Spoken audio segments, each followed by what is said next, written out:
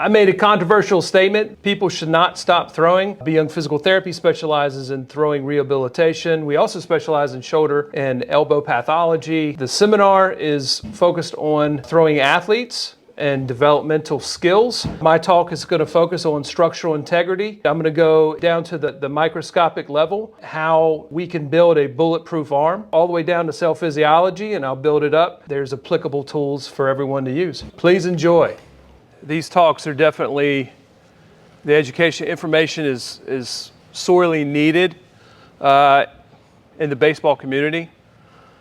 And so kind of the foundation I want to lay is that with a lot of topics in baseball, you can talk to 5 different people and get 5 different opinions on one thing. And you'll find credibility in each one of these folks, right? Years in the sport and a lot of passion for how they feel something should be done. What I'm going to deliver to you guys is the science today around throwing and the impact of throwing on the arm so that you can make your own decision versus listening to 5 different opinions on whether you should throw or you should not throw. So first and foremost, if you're in pain or you're injured, you should not throw. Simple as that.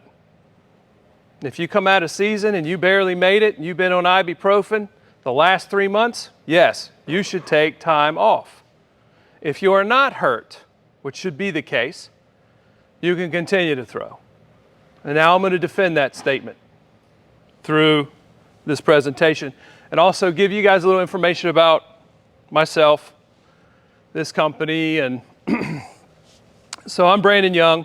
I'm a physical therapist, founder, co-owner of BYoung Physical Therapy, co-owners of the Running PTs, president of Octane Baseball, over 20 years of specialized experience in physical therapy, focusing on sports rehabilitation, throwing mechanics, and athlete recovery.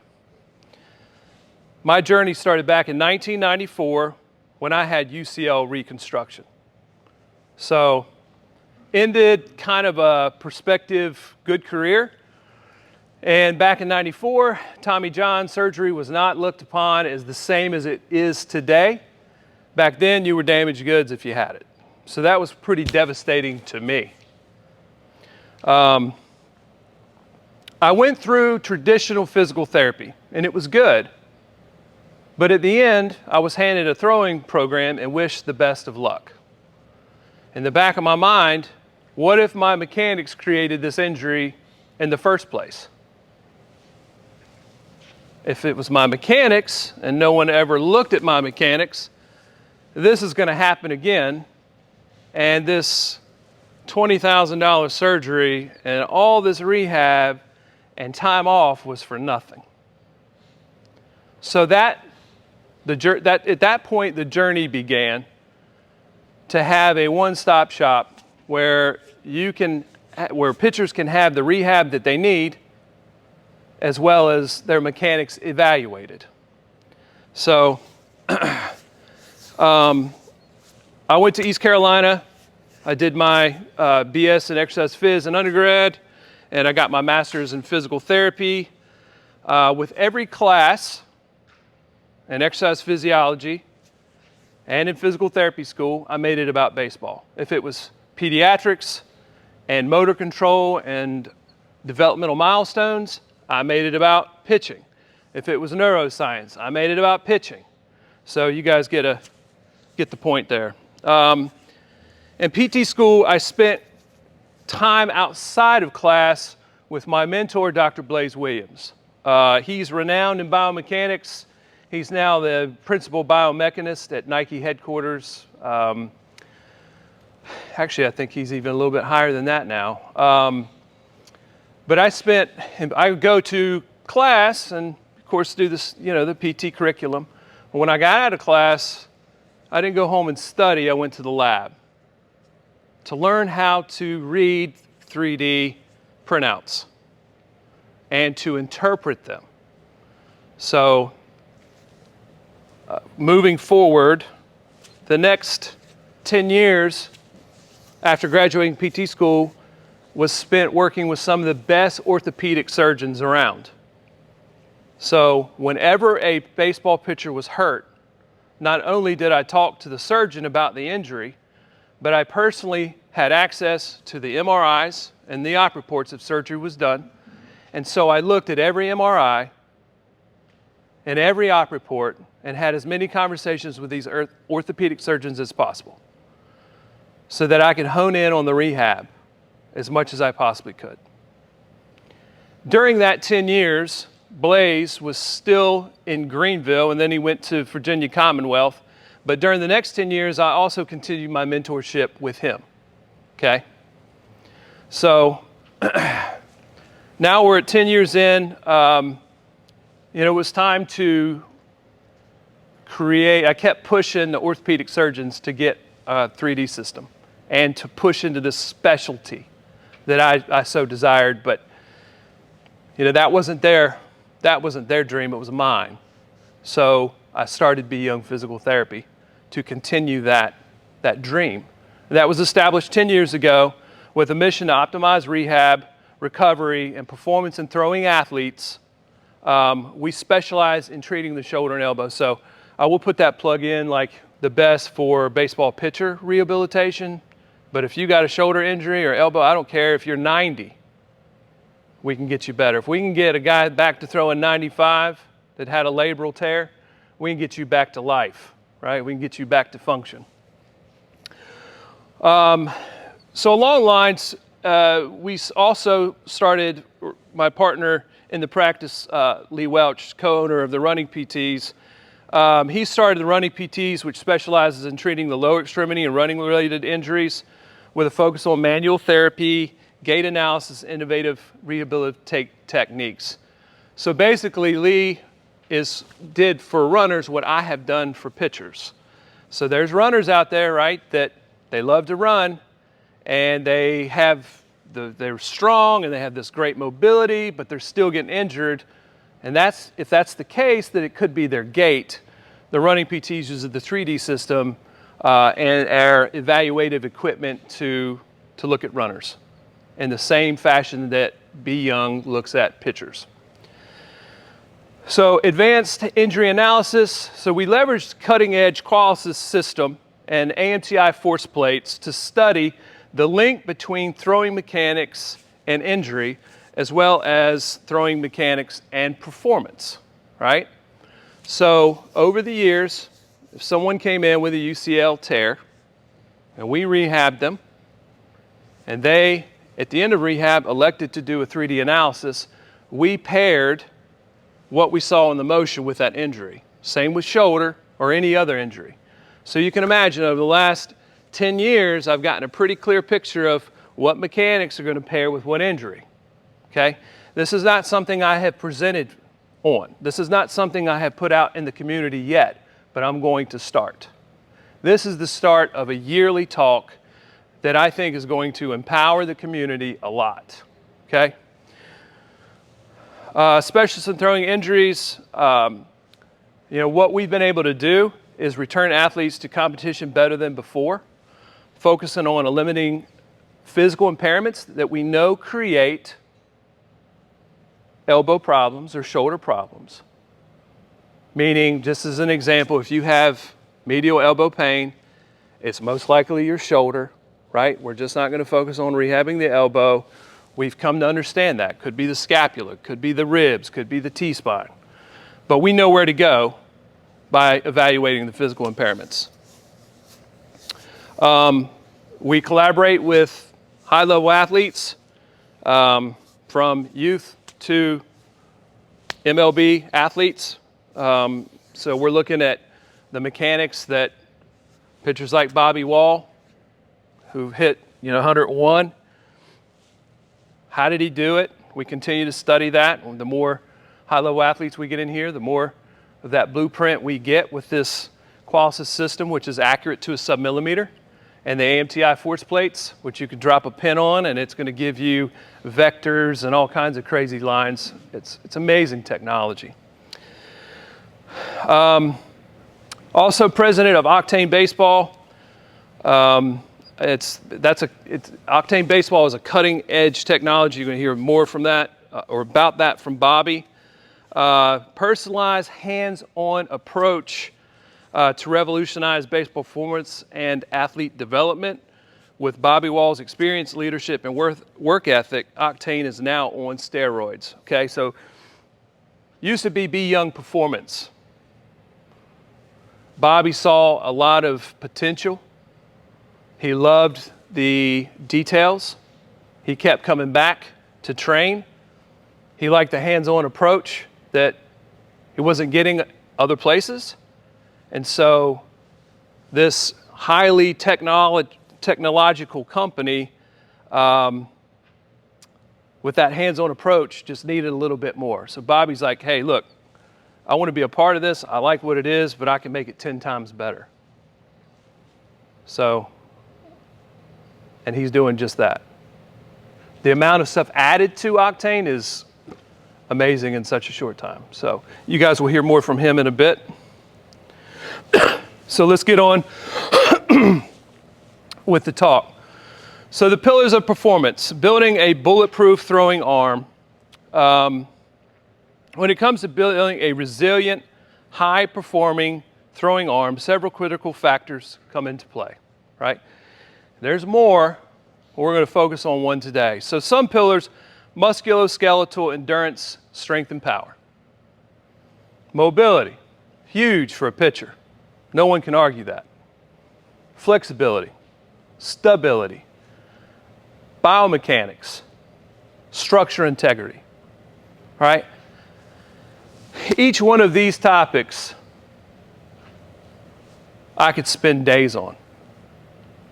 So, but I got 40 minutes. So we're going with structural integrity. And why I chose that is I think it is very, very poorly understood. And so I'm going to give you guys the science behind what happens to the body when you throw a baseball. Okay?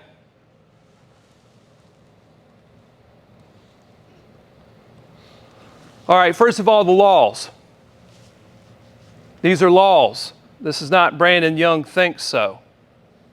Or I had 10 years of playing baseball, so my opinion says this. These are laws. Wolff's Law basically says that bone gets stronger in the presence of compression so long as you give it time to recover. So, if you sent me to space for a year, I'd come back with osteoporosis. Maybe. Swimmers have routines to counter the time that they're in the pool because they lose bone density, right? So, if we're not using it, we lose it. But there also has to be recovery time, okay, from that compression.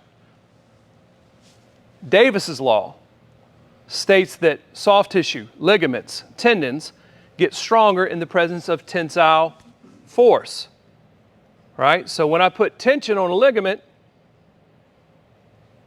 under the mechanostat principle, it will get stronger so long as it's given recovery time. So my UCL, ulnar collateral ligament, when I throw, if it's weak, it will stretch. And what the human body does, it'll lay down a matrix of collagen and new ligament to make it more dense, to make it stop stretching. It will become stronger and more dense, ready for the load of throwing. If I don't throw, guess what happens? It gets weaker. All right, both laws highlight the body's remarkable ability to adapt structurally to its environment and stressors. This is central to rehabilitation, athletic training, and understanding injury prevention. Adaptability. Had to get it right. All right, continued. Let's go into the cells responsible for this, right? So cell physiology is about as deep as you can go. So we have cells that are responsible for building our arm into this bulletproof model that we want. Okay? So fibroclast. These cells break down tendons, ligaments, and soft tissue in response to tensile stress, making way for regeneration and adaptation.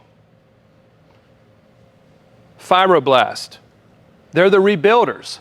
So after the fibroblasts do their job on my tendons, my soft tissue, my ligaments, the fibroblasts come in and build it stronger, so long as I give it time. Osteoclasts break bone down in the line of stress. Osteoblasts come in and rebuild it stronger, so long as I give it time. All right? These cells work in harmony, responding to stress and load to create a more durable and adaptable musculoskeletal system. Understanding their function is critical in appreciating how structural integrity develops and thrives.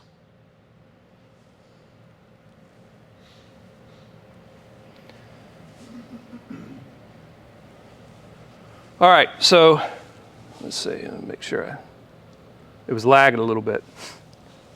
How does the physiology work? So now we have Wilson-Davis's law. We have these cells that have these crucial functions. How does the physiology work? So an MLB pitcher throws 85 pitches. So what does the body do after he finishes pitching? Within 15 minutes post-throwing, those fibroblasts and those osteoclasts, they're the cleanup crew. They start to break down the bone and the soft tissue in the line of stress.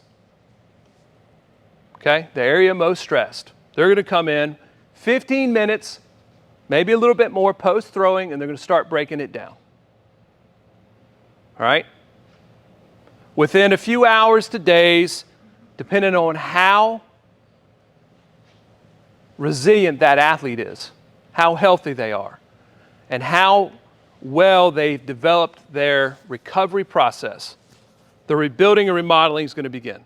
So fibroblast and osteoblast are going to come in and rebuild those weakened areas stronger.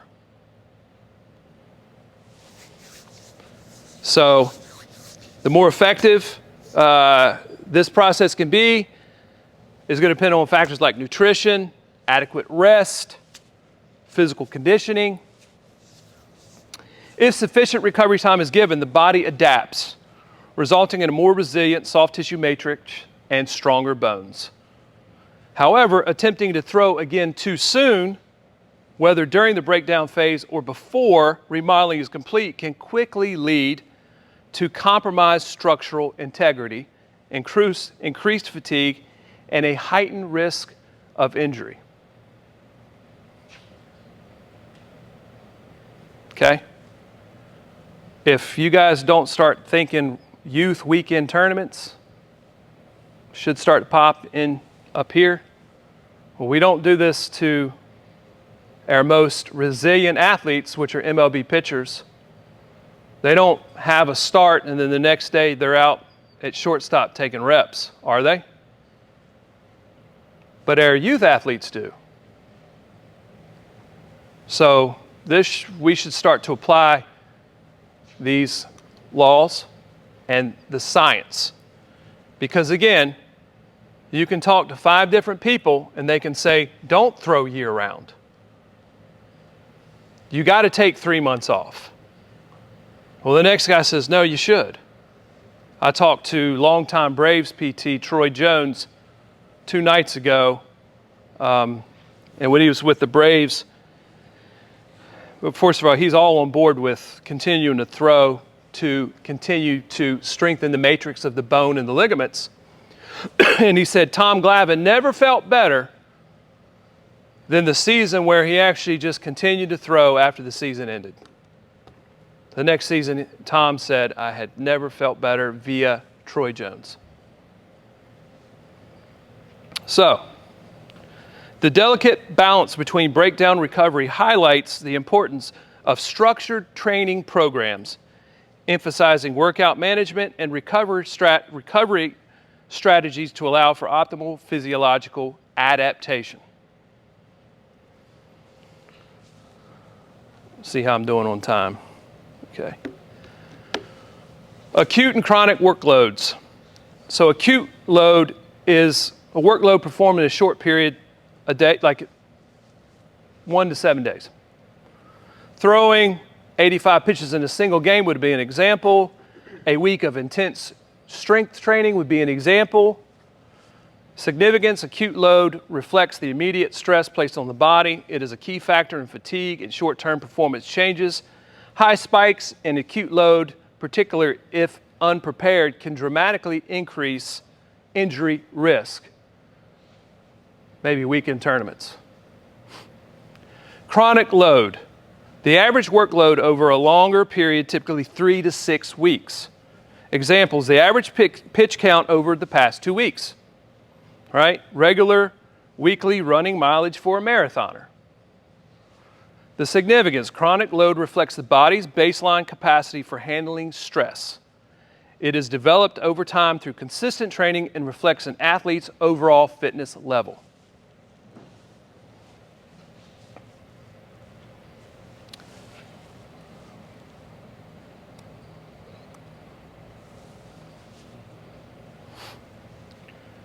Acute versus chronic workload ratio. If you're in baseball, you should know this. Or if you're coaching, if you're involved in pitch count and throwing programs, this is something you should know. This ratio compares acute load to chronic load and is widely used to monitor the balance between workload and recovery. The ideal range, these ratios are between 0.8 and 1.3, those are important numbers, are often considered safe, where the workload is neither too low nor too high. Too low, risking deconditioning and setting the athlete up to get hurt, or too high, risking injury because it's just too much too soon, weekend tournaments. Ratios above 1.5 suggest overloading, significantly increasing the risk of injury, okay? So practical application for throwing. Managing acute load, gradual progressions in pitch count during practices and games, avoiding sudden spikes such as going from 50 pitches to 100 pitches in a week. I've done this 20 years. I don't know if you guys follow the Instagram. Sometime back in the spring, I said pitchers, high school pitchers should throw no more than 75 pitches max. And of course, it drew a lot of criticism. From those that have been hurt, they loved it. From those that haven't, they didn't. From those that just want to win games and it doesn't matter on pitch count, they didn't like it either. But why would I say 75 pitches max for a high school pitcher? Well, then generally, they're just not POs, right? They play other positions. So they're going to pitch on Tuesday, and then Wednesday, they're taking reps at shortstop. So, and when I say 75, I don't mean start at 75 and stay that way, but you start maybe at 40 and slowly grow. And high school pitchers, this is eye-opening to me. The more I started working with pros, and Bobby really opened my eyes to this. He's like, look, dude, this is not going to prepare me for what I have to do. What you're doing right now is not going to prepare me. And of course, based on what I'm telling you guys, it made sense to me. I've got to prepare this guy who's going to be an MLB reliever to be able to recover quicker. And if I don't do that, it's going to fail. But the majority of high school pitchers cannot tolerate these high loads. They just break down underneath it. Now, if they are conditioned appropriately and strategically using Wilson-Davis's law and acute versus chronic workload ratios, I think we can build them up more.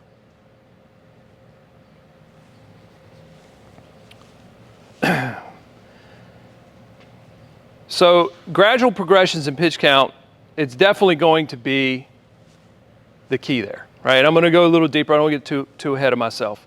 Building chronic load is consistent over weeks to improve resilience, incorporating cross-training, strength work, and mobility routines to balance the stress. So if you're a coach here, or you're involved in baseball in any way, shape, or form, the kid that shows up for tryouts and hasn't picked up a ball since last season, it's not good. I mean, that kid's going to try to show you everything he's got because it's a tryout. He's not going to give it 50% effort. Like, we need to get a little smarter with this and be like, this kid didn't do the throwing program. Should he even be here? We probably should give him the throwing program and say, come back 6 weeks after you complete this, is what should happen. Because he's going to fall behind and probably get hurt, or he's going to be at high risk to get hurt because he's going to want to compete and get on the team, right? I think we're slowly getting there with these concepts. Monitoring recovery, using tools like heart rate variability, perceived exertion, soreness levels, or most importantly for throwers, range of motion to ensure adequate recovery. So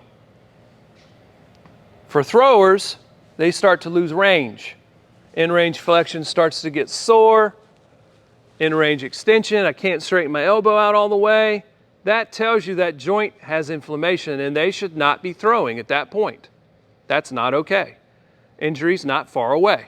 This is the ratio, right? Down here this is 0.8, and that's 1.3, okay? What does that mean? So if I throw 100 throws on Monday and I take Tuesday off, I probably should. Wednesday, I can do 80% to 130% of that safely. So on Wednesday, I could maybe throw 80 to 130 throws. When I say throws, I'm talking about warming up and a position player, not the high stress of pitchers, because throws are not created equal. Playing catch versus bullpen versus game, the intensity on the arm is all different, right? So I can see if the workload goes up over 1.5, even as a position player, I really get into some bad areas here where I'm going to create an injury. Now on the other side of this, what if I don't do anything? 0. My risk starts to go up. I start deconditioning. Okay? So 0.8 to 1.3 is a sweet spot. I think that needs to be modified a little bit more, a little bit less on the high end, which I'll talk about. Does everyone understand that graph? If I do too little, my risk goes up. If I do too much, it goes way up. If I keep conditioned and I stay in the green, the likelihood of staying healthy is much greater. Intensity of throwing. Intensity matters. The intensity of throwing varies significantly between activities. Playing catch is less than bullpens, is less than in-game pitching. Game scenarios inherently demand higher effort levels, engaging both physical and mental aspects at maximum capacity. Bullpen versus game intensity. An 85-pitch bullpen session does not equate to throwing 85 pitches in a game. Not even close. The demands of game situations such as adrenaline, crown pressure, strategic focus, and higher exertion levels make game pitches more taxing on the body. Proposed guideline: a pitcher capable of comfortably throwing 85 pitches in a bullpen is likely prepared for about 50 in-game pitches. They're very different intensities. This reduction accounts for an increased physical and mental load of competitive play, right? Bullpens, we think bullpens prepare for in-game intensity, and they do not, right? If you want to base in-game pitch counts, projection, or how many pitches a pitcher can throw, base it off of his previous in-game pitch count, not bullpens. Use bullpens as a controlled way to build volume and improve mechanics, but always adjust expectations for game performance based on intensity differences, okay? Progressions from bullpen to game should be gradual and careful monitoring of workload and recovery. This approach minimizes overuse risk while optimizing performance readiness for game situations. Bullpen versus game. Preparation misconception. Increasing bullpen pitch counts, like 100 bullpen pitches, does not prepare a pitcher to handle more in-game pitches. So if we say, all right, we're going to do 50 bullpen pitches, we're going to bump it to 100, that's going to prepare him to throw more in-game. No, it doesn't work like that. You're just going to put more stress on. If you're going to increase in-game pitch counts, base it off of in-game pitches. Everyone understand? Guideline for progression. Early season strategy. Start with low in-game pitch counts and gradually build them up. When I say low, I mean low. For a high school pitcher, there's nothing wrong with starting them at 35 or 40. There's enough weeks to get them up to 75, 80 gradually and safely. And at that level, if they're hitting their spots and they're getting guys to pop up or roll over it, it's going to be an efficient game. And a high schooler that is efficient, hit their spots, can get through a complete game in 75 pitches. Use the acute chronic workload ratio to manage increases safely and systematically for pitchers. Go with 0.8 on the low end to 1.15 on the high end. Okay? So if Bobby threw 40 pitches game one, therefore game two would be 40 times 0.8, no less than 32 pitches, because that wouldn't be beneficial to the bone and soft tissue, and no more than 40 times 1.15, which is 46 pitches, if we want to progress systematically. So instead of using that, I want you all to pay attention to this. I did 0.8 on the low end of the acute chronic workload ratio at a 1.15 on the high end, not 1.3. So that's how I would figure out the pitcher's next outing. Allow the body to adapt over time to demands of in-game intensity.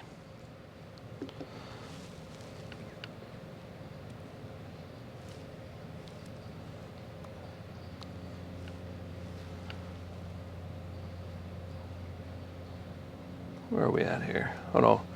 So this, sorry guys, when I click this, it's like not moving, but it is over here. It's weird.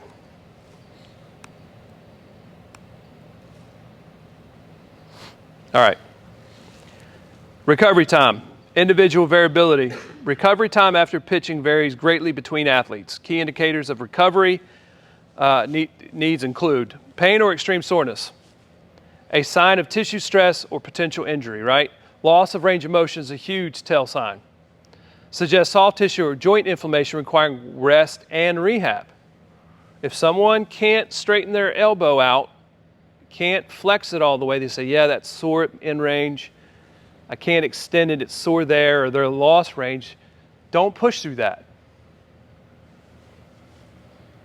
Conditioning and recovery speed. More polished and conditioned athletes recover faster. For example, Major League Baseball starting pitchers who represent the pinnacle of athletic conditioning typically operate on a 5-day rotation to optimize recovery. Is that right, Bobby? For younger, less conditioned pitchers, recovery will generally take longer. This highlights the importance of gradually building up workload and conditioning over years. Practical application for youth and developing athletes. Monitor soreness, pain, and range of motion daily, post-outing. Err on the side of caution, allowing longer recovery periods between starts early in the season. Understand that reaching elite levels of recovery capacity is a long-term process that requires time, training, and consistent workload management. By understanding these principles, we can manage pitching workloads responsibly, reducing the risk of overuse injuries while fostering long-term development. How does the physiology work? We talked about that. We talked about what happens after they throw. Let's go with some examples. Bobby Wall pitches a masterful 105-pitch complete game shutout late in the MLB season. Not only does he dominate on the mound, but he also prioritizes his long-term health and performance by respecting his body's natural breakdown and recovery process. Proud of you, Bob. That never happened. After the game, Bobby shifts his focus to recovery. He embraces the breakdown phase, allowing fibroclasts and osteoclasts to do their job of cleaning out damaged tissue and bone. He avoids activities that stress his arm during this crucial period, instead focusing on mobility and stability exercises that complement healing and maintain joint integrity. So we should start to apply this a little bit. So if I pitch and I fatigue the flexor pronator group that's responsible for stability, and it's breaking itself down that night and the next day, should I be doing heavy grip exercises? No, because they have been taxed. Their job is to stabilize the elbow. So you have a small window for those exercises. If I'm a starting pitcher on the elite level, and I have my outing, if I want to do something stress-wise, forearm curls, anything, like even a leg workout, if I'm going to do deadlifts or so, I would do it within that window after the start and then allow that whole breakdown process to happen and rebuild. If I work out the next day on these muscles that are breaking themselves down, you're going to disrupt that whole process. Important for the strength and conditioning specialists within the room. You got to understand that. Throughout recovery, Bobby is meticulous about factors that accelerate the rebuilding process. Nutrition, he fuels his body with protein, calcium, and other key nutrients. Nutrition, if you guys can't tell, ain't my thing, but Matt Salter, he's put a lot of time into nutrition. So that's my best stab. Matt, sorry. I leave that subject up to you. Hydration, he ensures optimal cellular function with proper fluid balance, stays hydrated. Sleep, very important. So that's when a lot of these cells are going to get their job done. So if Bobby's up playing NCAA football till 2 a.m. and wakes up at 6, that's not good. Stress management, he minimizes mental and physical stressors that could delay recovery. So all these factors, they play a role. When the time is right, Bobby resumes throwing, ensuring the soft tissue and bone matrix have fully adapted to the previous workload. He listens to his body and respects recovery timelines, progressing thoughtfully to avoid disrupting the rebuilding process. Next outing, Bobby felt good. This is important. Bobby felt good following the outing, other than some normal but slightly more intense muscular soreness. No other symptoms were present. Due to the slight increase in muscle soreness, Bobby elected to throw 105 pitches his next outing. So slight increase in muscle soreness means those muscles had to work just a little bit harder to stabilize. That's not alarming. It's muscle soreness. But he was wise to not go up, and I don't think there's a reason to drop it down. If he had soreness that was more intense or a loss of range, we're going to start looking at that 0.8, maybe even a little lower on the next pitch count. By adhering to this deliberate and mindful routine, Bobby not only avoids injury but thrives, completing a grueling 162-game season without missing a start. This story exemplifies the perfect balance between high performance and injury prevention, an outcome achievable through science-based recovery strategies, discipline, and self-awareness. Okay. Example 2, applying all that we've learned. Swaggy Patton is 12 years old and plays for an elite travel team. Swaggy is the best athlete, plays shortstop, pitches, and hits nukes. He is excited for his upcoming weekend tournament. Game 1 on Saturday, Swaggy pitches an 88-pitch complete game shutout. Plus warm-up and between inning pitches is another 45 for a grand total of 133 pitches and throws. That was game 1. So what happens 15 to 30 minutes after this outing? Osteoblast and fibroblast, that blast, start to break down the ligament, tendon, and the bone. The cleanup crew comes in. However, we have game 2 on Saturday. So put a hold on those cells. Swaggy plays shortstop. Warm-up plus in-game throws is 50. Right? So they win. Swaggy goes to bed that night with the osteoblast and fibroblast doing their job of cleaning up. And he's still in the cleanup process when Sunday rolls around, but we need him at shortstop. So Swaggy's back at shortstop. Warm-up plus in-game throws is 50. Game 4 is the semifinals, and Swaggy's back at shortstop for another 50 throws total. And game 5 is the championship on Sunday. Swaggy pitches a gem, 92-pitch outing for the win. Add up the warm-up and between inning pitches, which is another 45, and we got a total of 137. So a 2-day total on a 12-year-old of 420 throws / pitches, with 180 of those throws being at the highest intensity from the mound. How can we do this? How can we continue to do this, right? I know there's no solution, and everyone does it. And this is, we pay all this money for these teams and these weekend tournaments. Here's the format.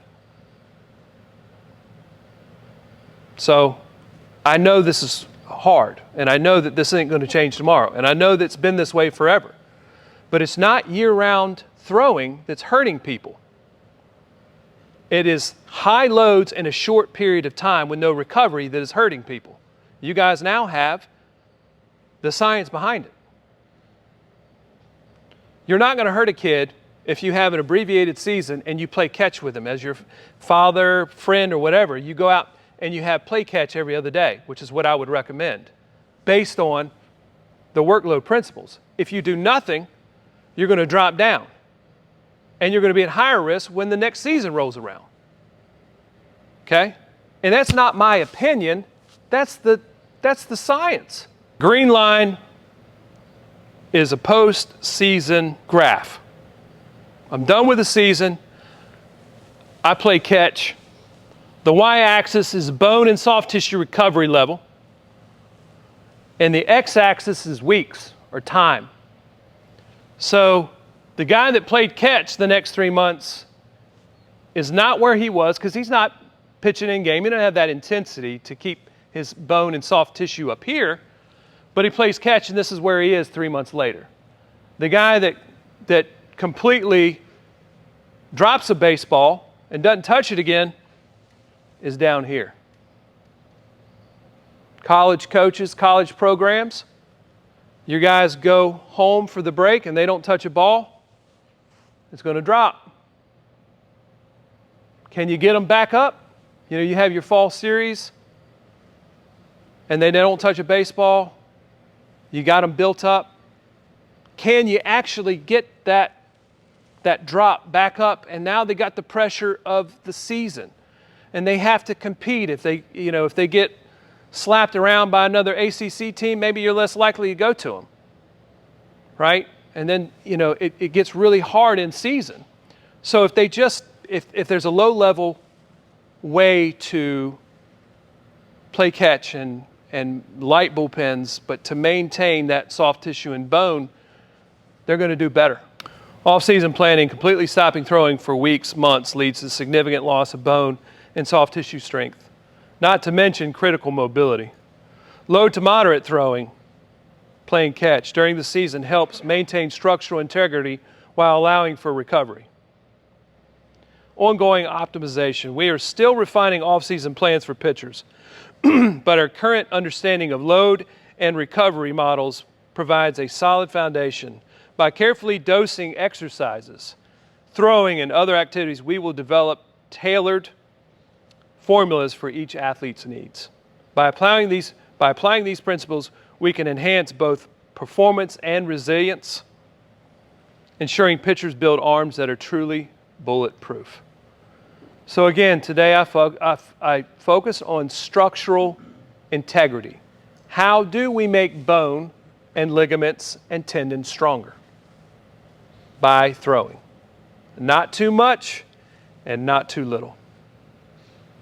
So I defend my stance on not stopping throwing. As long as you're not injured and you're not hurt, you're going to maintain a level of bone density and soft tissue health that you need for such a brutal sport. I'm quite excited to deliver this to you guys. You now have the science and the medicine behind this, not my opinion.